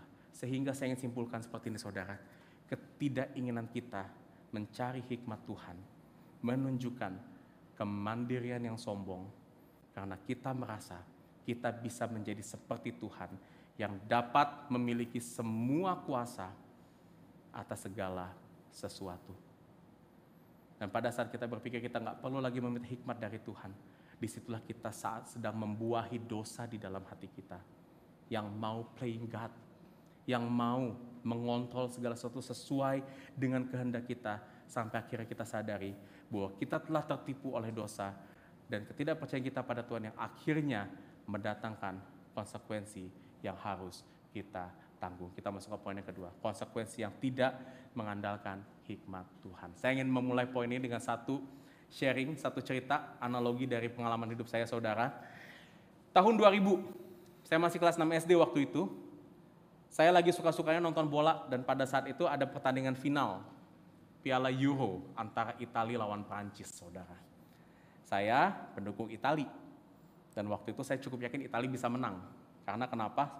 Lagi jago-jago skuadnya waktu itu. Karena saya pede dan biar seru, saya ngajak teman saya nobar, dan pas nobar itu ngapain, saudara? Saya taruhan. Pertama kali saya mulai taruhan. Ayolah, ceban-ceban. Yang menang akan dapat uang taruhan itu, yang kalah harus bayar, saudara. Ternyata hasilnya Italia kalah. Saya kalah taruhan. Saya harus bayar ceban ke teman-teman saya, dan saya nggak punya duit waktu itu, saudara. Kenapa saya berani itu? Saya kepedean, karena saya pikir saya bakal menang. Tapi saya kalah akhirnya. Akhirnya apa yang saya lakukan? Saya minta uang sama orang tua saya, dan pas mereka tanya kenapa mau minta uang, saya bilang ini buat bayar kalah taruhan bola, dan apa yang orang tua saya lakukan? Diomelin, saudara. Saya sadar, taruhan bola itu salah. Tapi apakah karena saya sadar taruhan bola itu salah, lantas saya jadi nggak perlu bayar taruhan saya? Enggak, saudara. Tetap saya harus bayar ceban ke teman-teman saya, dan saya dimarahin sama orang tua saya sebagai konsekuensi yang harus saya tanggung atas kesalahan saya. Di ayat 16 ditulis, setelah lewat 3 hari, orang Israel akhirnya menyadari bahwa orang-orang Gibeon itu bukan orang-orang yang berasal dari negeri jauh. Mereka itu adalah orang yang tinggal di dekat mereka, bahkan diam di tengah-tengah mereka, katanya di situ. Bangsa Israel sadar akhirnya mereka udah kena prank oleh orang-orang Gibeon. Dan mendengar hal ini, di ayat 18 dikatakan apa? Mereka bersungut-sungut. Mereka marah kepada Yosua, saudara. Kenapa kita bisa kecolongan, membuat perjanjian dengan bangsa Gibeon, saudara. Dan inilah konsekuensi yang harus ditanggung oleh bangsa Israel. Karena mereka sudah mengadakan perjanjian dengan Gibeon, padahal seharusnya orang-orang Gibeon, orang-orang Hewi itu dibinasakan, saudara. Tetapi ini yang terjadi. Yosua menjelaskan begini kepada mereka. Kami telah bersumpah kepada mereka demi Tuhan Allah Israel, oleh sebab itu kita nggak bisa mengusik mereka. Beginilah akan kita berlakukan mereka. Membiarkan mereka hidup supaya kita jangan tertimpa murka karena sumpah yang telah kita ikrarkan itu kepada mereka. Sumpah di dalam perjanjian lama, saudara, semua perjanjian itu harus disahkan di dalam nama Tuhan. Dan karena perjanjian yang dilakukan oleh bangsa Israel dan Gibeon itu diikat dalam nama Tuhan, nama Allah Tritunggal, saudara, janji yang mereka ikat itu adalah janji Tuhan. Dan karena itu adalah janji Tuhan, saudara, ada nama Tuhan di situ. Kalau mereka langgar janjinya, artinya mereka sudah menistai, mereka sudah mencemarkan nama Tuhan. Dan itu adalah pelanggaran serius. Karena Tuhan jelas ngomong di hukum Taurat, hukum ketiga apa? Jangan menyebut nama Tuhan Allahmu dengan sembarangan. Kalau mereka melanggar sumpah, itu artinya mereka telah melanggar hukum ketiga, dan artinya apa? Murka Tuhan bisa jatuh kepada mereka. Ini yang Yosua katakan. Kita nggak bisa ngapa-ngapain lagi. Kita nggak bisa mengusik mereka. Bangsa Israel sudah terjebak sekarang dengan adanya bangsa Gibeon. Mau nggak mau mereka harus menerima bangsa Gibeon ini untuk tinggal di tengah-tengah mereka. Dan kenapa ini bisa jadi konsekuensi bagi bangsa Israel? Ingat, bangsa Gibeon adalah orang Hewi, mereka tidak kenal Tuhan. Dan kalau mereka ada tinggal bersama-sama mereka dengan kepercayaannya mereka, dengan budayanya mereka, saudara, apa yang terjadi? Bangsa Israel bisa saja tercemar, terpengaruh oleh dosanya bangsa Gibeon pada saat itu, saudara. Dan buat orang-orang Gibeon pun, mereka juga terima konsekuensinya atas mereka yang telah menipu Mereka bukan hanya menipu bangsa Israel, tapi karena mereka bilang mereka datang mau menyembah Tuhan, mereka mengucapkan pengakuan yang intensinya nggak benar di hadapan Tuhan, mereka sebenarnya juga sudah menipu Tuhan di sini saudara. Dan oleh sebab itu di ayat 22-23, kutuk jatuh kepada orang-orang Gibeon, dikatakan di sini, oleh sebab itu terkutuklah kamu dan tak putus-putusnya kamu menjadi hamba, tukang belah kayu dan tukang timba air untuk rumah Allahku. Bayangkan saudara, mungkin orang Gibeon tadinya ada yang punya karir yang bagus sebagai pedagang, pemilik ladang, peternak. Sekarang karena mereka telah menipu Tuhan dan menipu bangsa Israel, mereka mendapatkan kutuk. Mereka harus jadi tukang belah kayu, tukang timba air. Ini adalah pekerjaan yang tidak terhormat. Jadi kuli, saudara, karir yang sangat rendah. Dan ini akan terjadi seumur hidup mereka sampai keturunan mereka. Buat orang Gibeon, mereka sudah punya karir path yang jelas, saudara. Jadi tukang kayu, jadi tukang timba air seumur hidup mereka. Dan ini adalah konsekuensi yang mereka harus terima akibat janji mereka. Saudara, kita seringkali terjebak dalam keputusan atau tindakan kita yang kurang berhikmat, jatuh ke dalam dosa, buat kesalahan seperti yang dilakukan bangsa Israel, atau menipu Tuhan seperti yang dilakukan oleh bangsa Gibeon. Dan betul saudara, kita perlu bertobat. Kita perlu minta ampun atas dosa-dosa kita. Kita harus kembali mengakui pelanggaran dan ketidakberhikmatan kita kepada Tuhan. Tetapi saudara, pengampunan atas dosa tidak menghilangkan konsekuensi atas dosa kita. Kita tetap harus menanggung segala konsekuensi yang disebabkan oleh dosa-dosa kita. Bahkan mungkin kita harus menanggung konsekuensi ini seumur hidup kita. Sebagai contoh misalnya saudara, mungkin saudara dulu pernah mengalami keterburukan, sehingga saudara pelampiasan stres saudara itu ke minum-minum alkohol, merokok, konsumsi obat-obatan terlarang. Akibatnya saudara ketergantungan, konsumsi secara overdosis, organ tubuh saudara rusak, sakit saudara. Nah, akhirnya ada seorang men-sharingkan Injil kepada saudara, saudara bertobat, terima Kristus, mendapat damai karena Kristus telah menanggung keterpurukan saudara, dan sekarang nggak mau lagi ngerokok, nggak mau lagi minum-minum alkohol, nggak mau pakai obat-obatan terlarang. Tetapi organ yang sudah rusak saudara karena masa lalu saudara itu nggak bisa langsung sembuh begitu saja, karena kita sudah terima Yesus. Yes, Kristus sudah ampuni dosa kita, tetapi konsekuensi kesehatan kita harus kita tanggung. Kita jadi nggak fit lagi. Kita mungkin harus berusaha buat menyembuhkan hidup kita lagi, meskipun kita sudah dalam Tuhan. Atau mungkin saudara kita pernah jatuh ke dalam dosa seksual saat kita masih single. Jatuh ke pornografi, melakukan tindakan seksual yang tidak semestinya. Bagi yang sudah menikah, kita pernah menyeleweng di luar pernikahan kita. Akhirnya saudara juga bertobat, terima Kristus. Dosa-dosa seksual saudara diampuni oleh Tuhan, tetapi saudara mungkin masih akan mengalami trauma, masa lalu, ketakutan yang masih akan menghantui saudara sampai kapanpun. Konsekuensi dosa ini juga masih akan kita terima atas dosa-dosa yang kita lakukan setelah kita jadi orang Kristen sekarang. Kita meskipun udah jadi orang Kristen, kalau kita melakukan tindak kriminal, kita juga akan menerima konsekuensinya, diadili saudara, dengan hukum yang sama yang diberikan kepada orang-orang yang non-Kristen saudara. Semua dosa kita mengandung konsekuensi saudara. Tapi meski demikian, orang-orang Kristen tetap dipanggil untuk hidup taat dan setia di tengah-tengah konsekuensi dosa dan ketidakberhikmatan kita. Memang saudara, hidup setia kepada Tuhan dengan menanggung konsekuensi itu bukan pergumulan yang mudah. Godaan akan dosa, trauma, keterbatasan, mungkin akan jadi faktor-faktor yang membuat kita merasa nggak kuat untuk mengikuti perintah Tuhan, bingung untuk mengerti Tuhan. Mungkin kita protes sama Tuhan seperti orang Israel saudara. Tuhan gimana? Kan saya udah terima Tuhan, tapi kenapa saya masih harus mengalami ketakutan? Kenapa saya harus masih mengalami beban berat dalam kehidupan saya?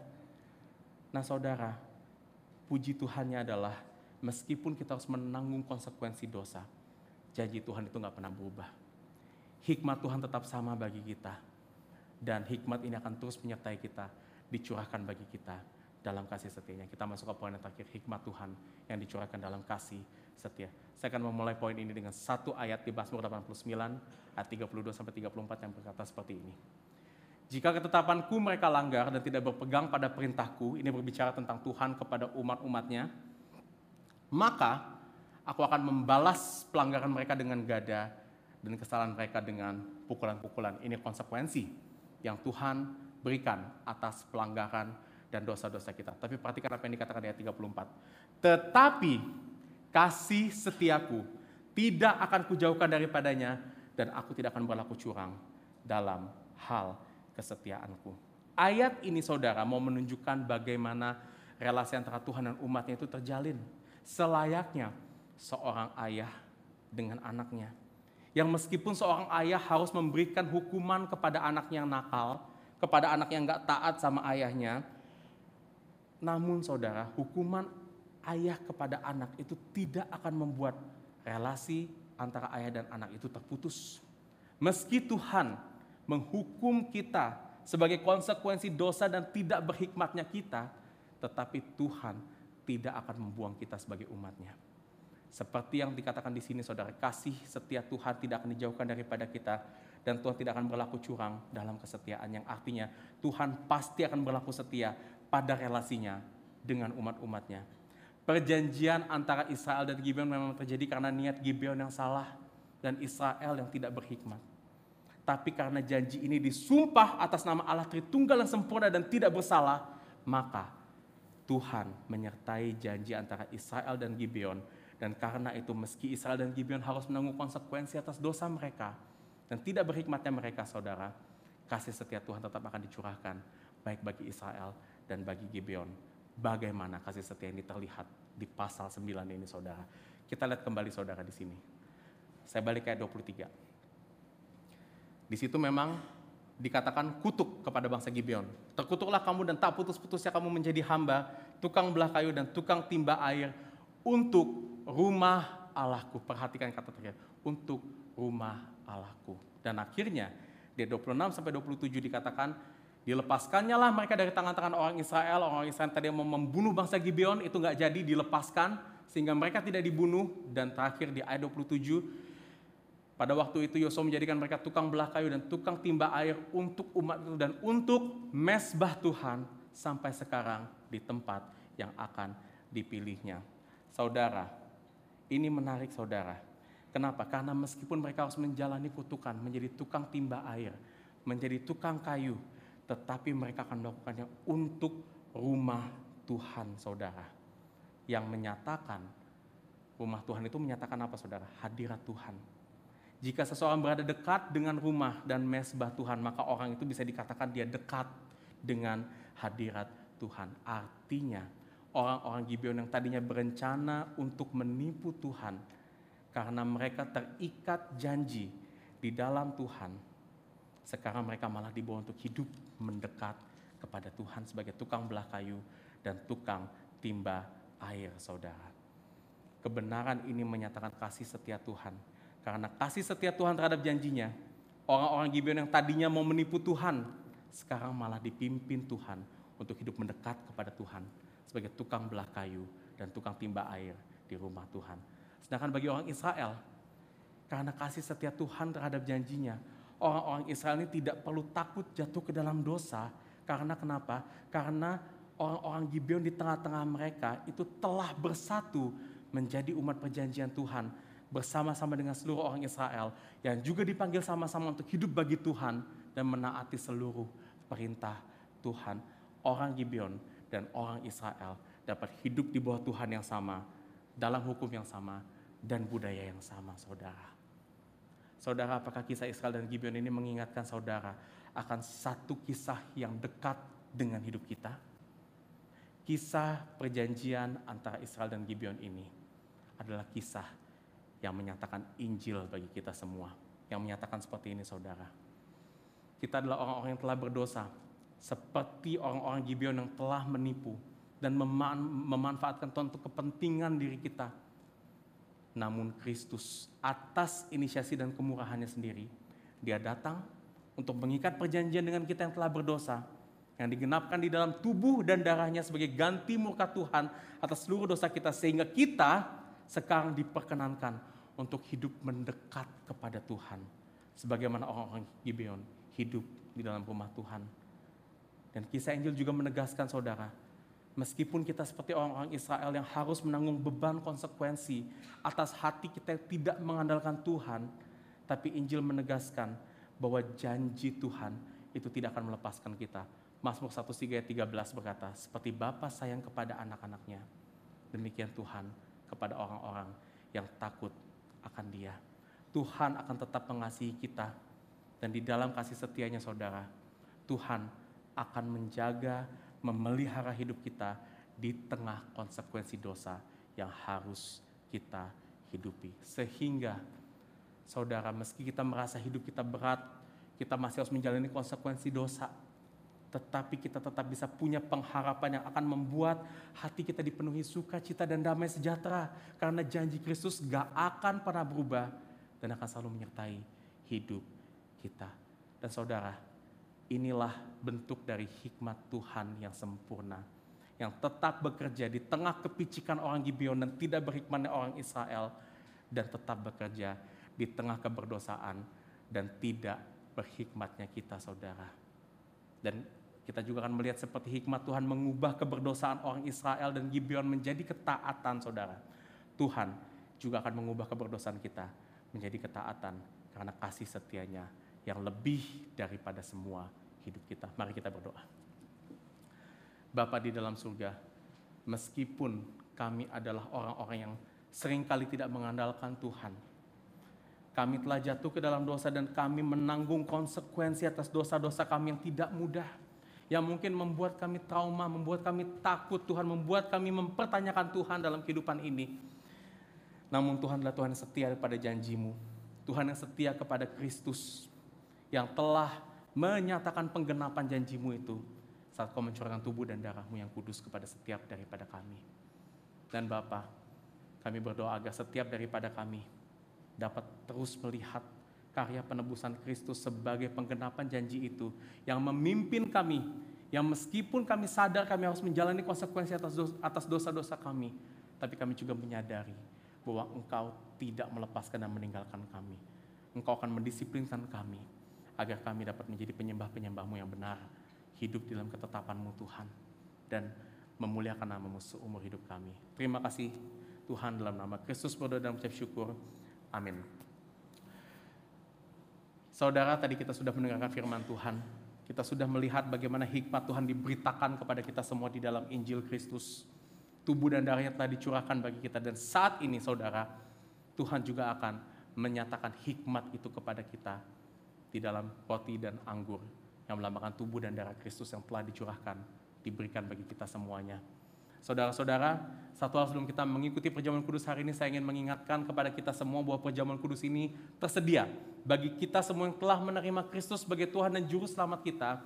Dan firman Tuhan jelas mengatakan bahwa perjamuan kudus ini tidak bisa diikutsertakan atau tidak bisa dibagikan kepada mereka yang belum menerima Kristus sebagai Tuhan dan Juru Selamat mereka. Sehingga bagi saudara-saudara di sini yang mungkin masih memiliki pertanyaan tentang iman kekristenan, saudara masih bergumul, yang masih belum menerima Tuhan Yesus sepenuhnya sebagai Tuhan dan Juru Selamat saudara, kami di Gospel Providence Church sangat senang sekali untuk berdiskusi dengan saudara, berbincang-bincang tentang Injil, mungkin menjawab pertanyaan-pertanyaan saudara tentang Injil.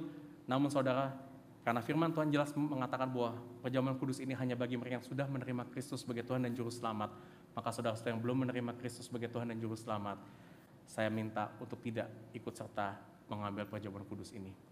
Roti dan anggur akan dibagikan setelah saya memimpin doa. Selagi kita nanti menyanyikan lagu untuk mempersiapkan hati kita menerima perjamuan kudus. Mari kita berdoa. Bapa di sorga, saat ini kami datang berhadapan dengan roti dan anggur yang melambangkan tubuh dan darah-Mu Tuhan. Bapa, kami percaya Engkau hadir di tengah-tengah perjamuan kudus ini. Engkau menyatakan tidak hanya kabar keselamatan-Mu, tetapi Engkau menyatakan kasih karunia-Mu yang besar, yang menyertai kami, keselamatan yang menyertai setiap daripada kami. Ini bukan hanya lambang yang mati, tapi kami percaya ini adalah tubuh dan darah Kristus yang telah dicurahkan bagi kami, yang akan menguatkan setiap kami untuk hidup di dalam Tuhan. Kuatkan iman kami Tuhan melalui perjamuan kudus ini. Terima kasih, dalam nama Tuhan Yesus kami berdoa dan mengucap syukur. Amin.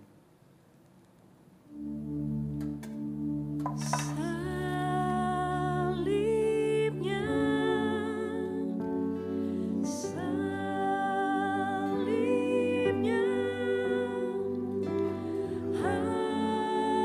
amatlah mulia.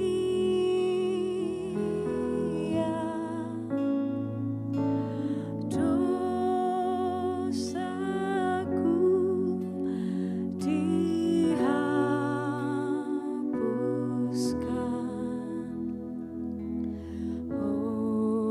oleh darah Yesus.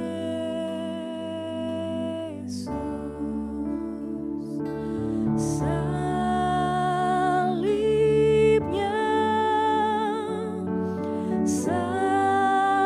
salibnya,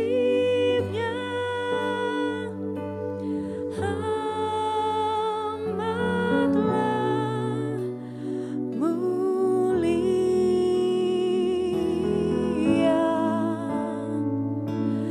Dosaku dihapuskan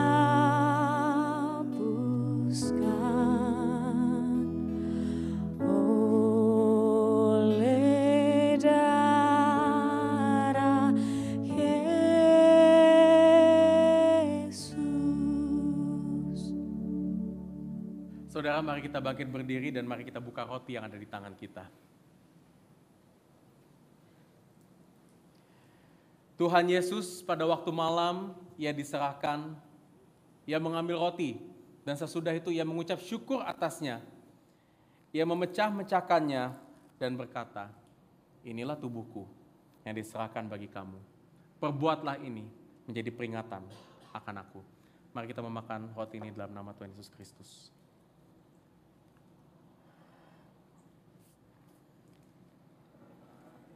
Mari kita buka anggur yang ada di tangan kita. Demikian juga Ia mengambil cawan sesudah makan lalu berkata, cawan ini adalah perjanjian baru yang dimeteraikan oleh darahku. Perbuatlah ini setiap kali kamu meminumnya menjadi peringatan akan aku. Sebab setiap kali kamu makan roti ini dan minum cawan ini, kamu memberitakan kematian Tuhan sampai Ia datang. Mari kita minum di dalam nama Tuhan Yesus.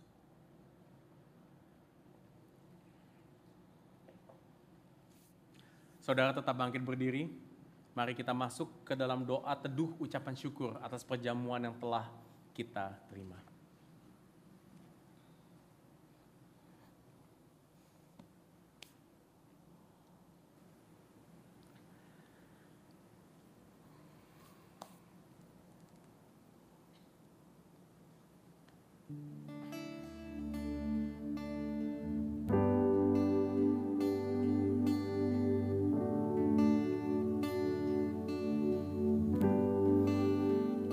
Sungguh besar anugerah dalam Yesus, kasih surga yang tak tertandingi, sukacita kebenaran yang bebaskan, kasih sempurna damai yang kekal, harapan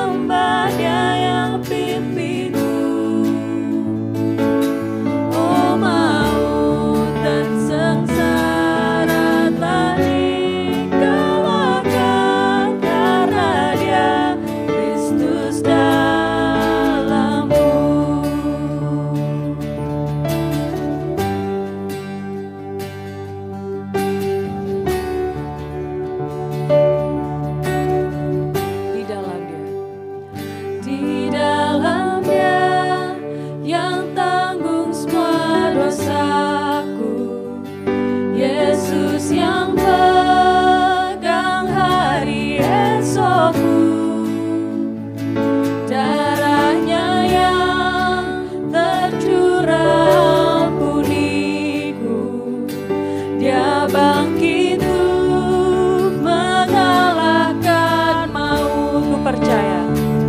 Ku percaya Dia kalahkan dosaku sekarang dan untuk selamanya. Oh betapa heran ku telah dibebaskan karena Dia Kristus dalamku.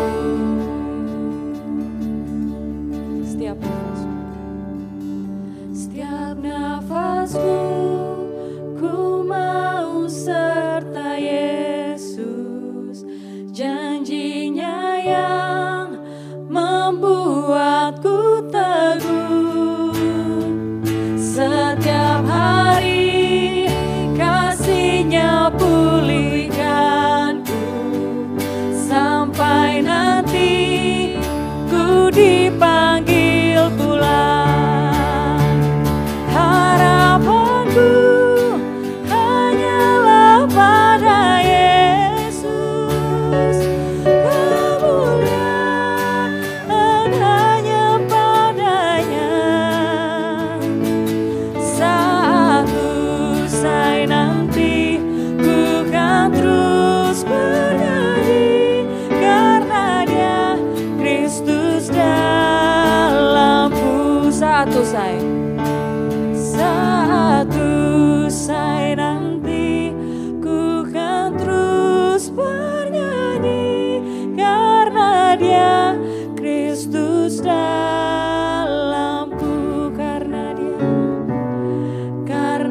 Dia Kristus dalamku, karena Dia Kristus dalamku.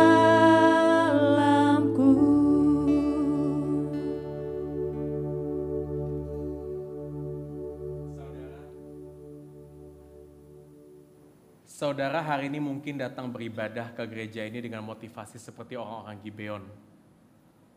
Mau mencari perlindungan, mau mencari suatu dari Tuhan yang bisa memuaskan keinginan hati saudara. Dan saudara, hari ini Tuhan berkata kepada saudara yang punya hati untuk mencari damai, mencari keselamatan, bahwa Tuhan memberikan yang lebih daripada yang saudara harapkan. Dia memberikan keselamatan di dalam Kristus yang akan membawa saudara untuk hidup di dalam hadirat Tuhan selama-lamanya. Ini kasih setia Tuhan buat saudara yang datang ke tempat ini. Dan bagi saudara-saudara yang datang ke tempat ini seperti orang-orang Israel yang mungkin telah berbuat salah, tidak berhikmat, mengambil keputusan yang ceroboh dalam kehidupan saudara. Saudara, Injil berkata kepada kita bahwa Tuhan tidak akan melepaskan kita karena kesalahan kita. Dia tetap menyertai kita. Dia akan terus menguduskan kita, saudara.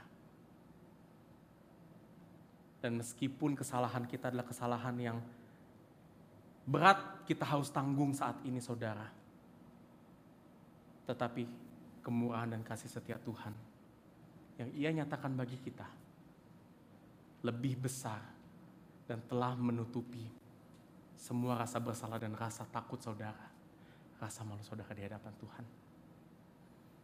Ini Injil, ini anugerah yang begitu besar bagi kita semuanya.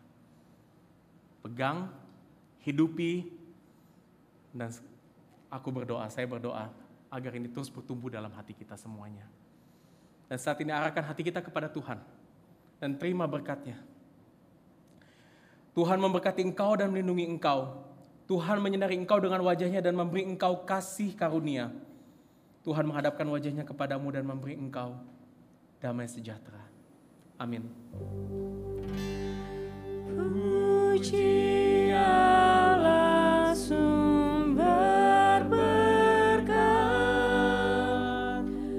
puji Dia hai semua ciptaan,